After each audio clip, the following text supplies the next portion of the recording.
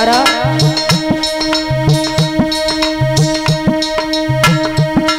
बिगड़ी को नहीं कछु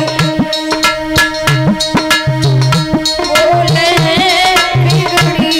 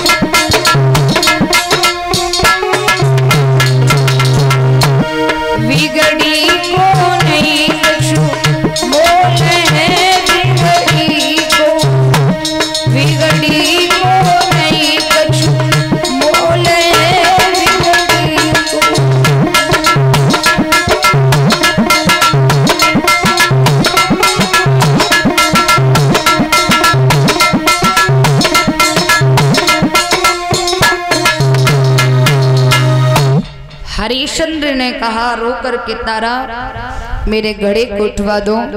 तारा कहने लगी महाराज क्षमा करना, घड़ा उठवाना बहुत बड़ी बात है, न तो से आपके घड़े का स्पर्श भी नहीं कर सकती, क्योंकि आपके हाथ में घड़ा एक मेहतर का है, मेरे हाथ में घड़ा एक ब्राह्मण का है।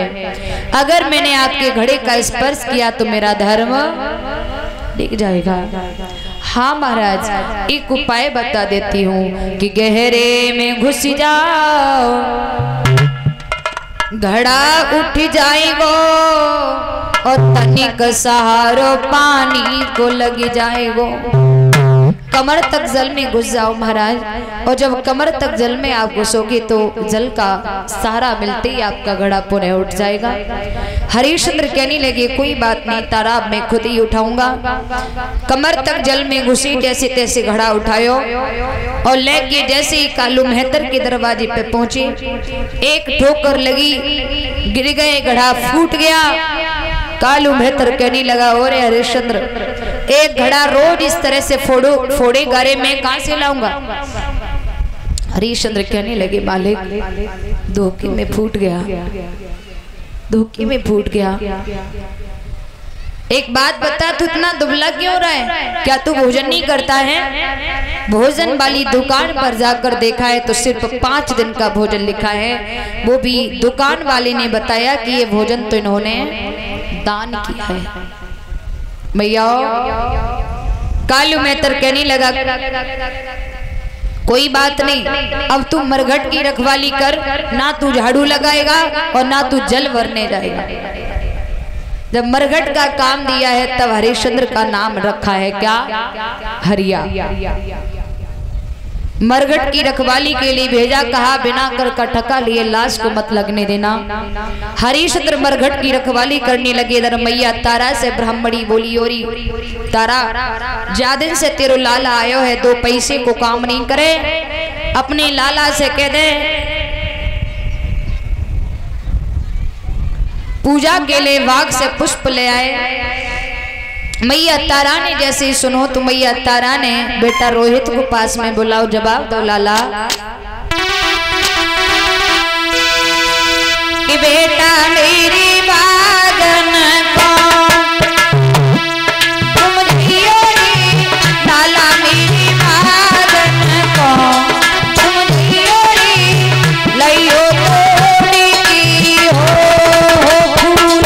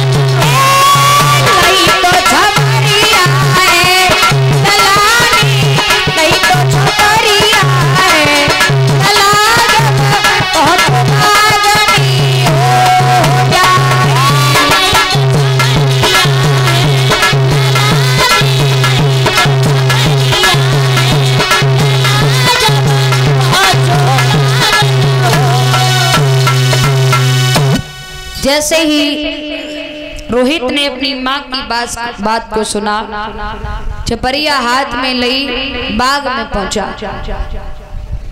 रोज रोज पर हाथ डालकर पुष्प तोड़ने लगा, छपरिया को भरने लगा। लेकिन मैया, बेटा सोच रहा है ये छुपरिया भरने के बाद एक पुष्प अलग से इतना सुंदर लेके जाऊंगा जिस पुष्प को देखकर ब्राह्मणी मैया खुश है जाए और खुश होके हमें खाने के लिए कोई अच्छी चीज दे दे। देख लो मैया, जिस बच्चे की एक उंगली घूमती थी,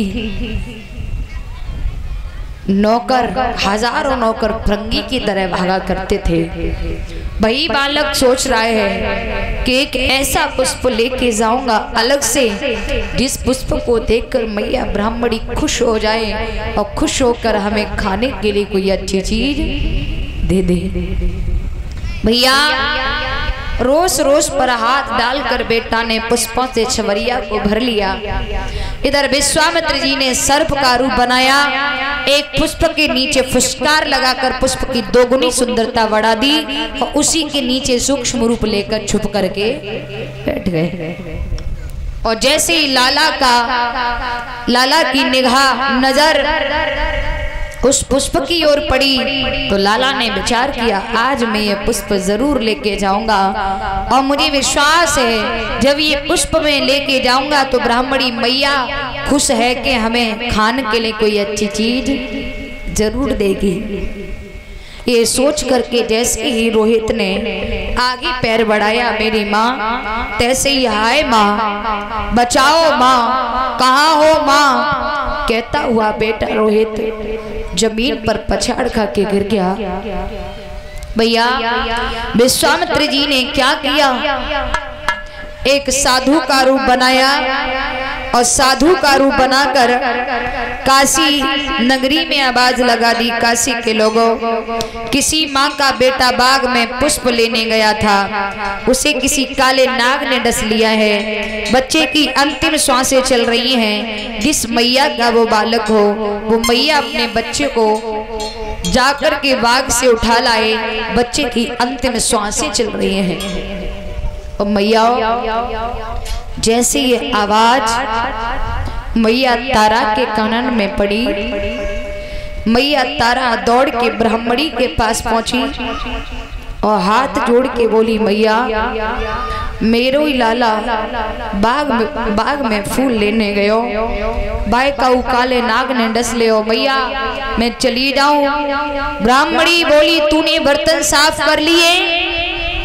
मैया रोती जा रही है, बर्तन साफ करती जा रही है। बर्तन साफ करने के बाद दौड़कर पहुंची, मैया अब मैं चली जाऊं? ब्राह्मणी बोली, तूने झाड़ू लगा दिया? मेरी माँ, ऐसी कौन सी माँ होगी जिस माँ के बच्चे की अंतिम श्वासें चल रही हो और वो माँ आंगन में झाड़ू लगा रही हो। झाड़ू लगाने के बाद मैया दौड़ करके पहुंची, मैया अब तो मुझे आज्ञा दे दो, मैं चली जाऊं। ब्राह्मणी बोली, तूने आटा लगा दिया? अरे भैया, मैया रोती जा रही है, मैया रोती जा रही है, आटा लगाती जा रही है, एक बात कहती जा रही है, क्या?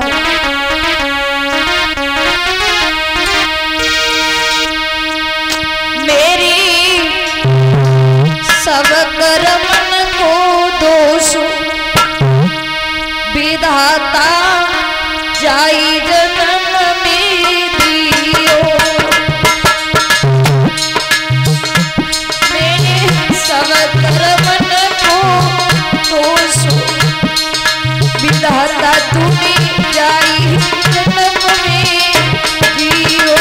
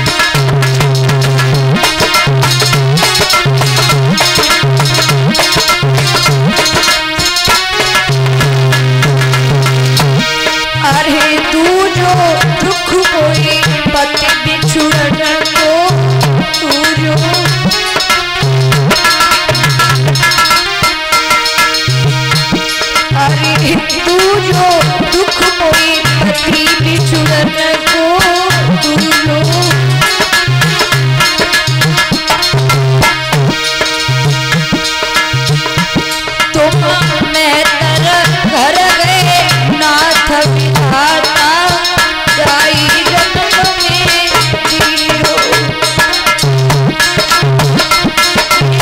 सब मन को दोष आता जाई जन्म में जियो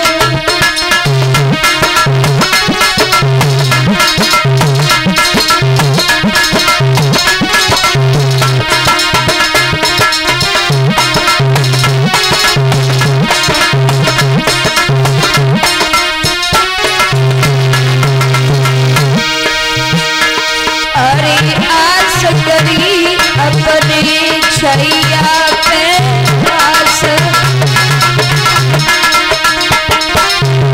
आस करी अपने बेटा में आस मेरी आस भई निराश विधाता जाई जन्म में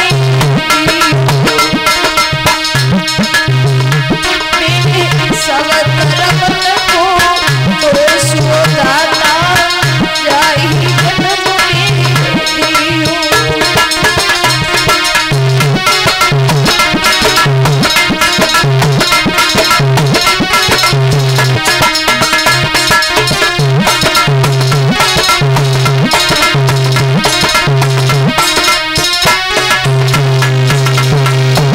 मेरे सब कर्म विधाता जाई जन्म में जियो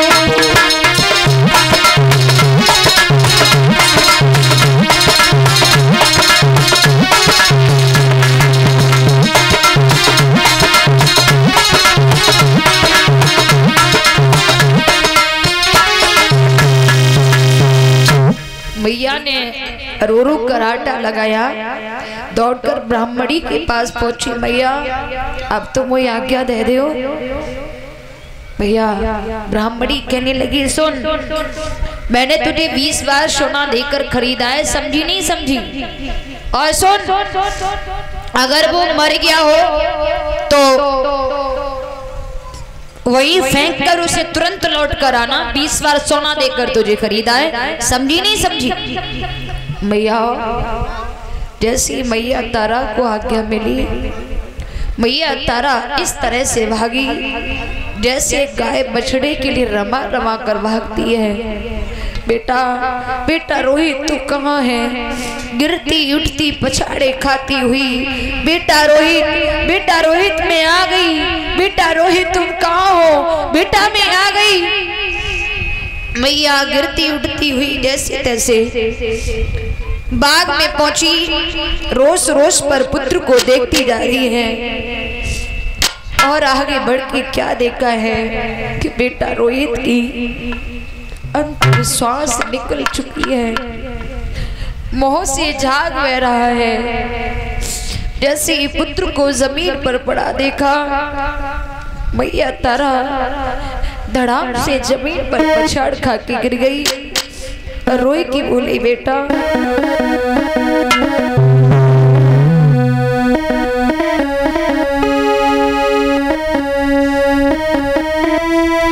तेरे बिछुड़ने को मैं ये दुख सो नहीं जाए, रात दिन टकराऊंगी जैसे मैंने बछड़ा की गाय।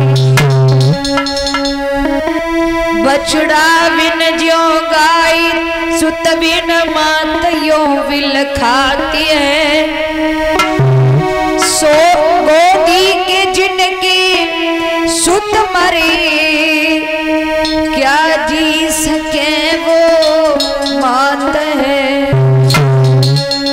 लाला को जमीन से उठाए की गोद में लियो, मोह पे मोह रख के बार बार जगान लगी। लाला लाला मैं आ गई हूँ। रोहित तुम्हें क्या हुआ?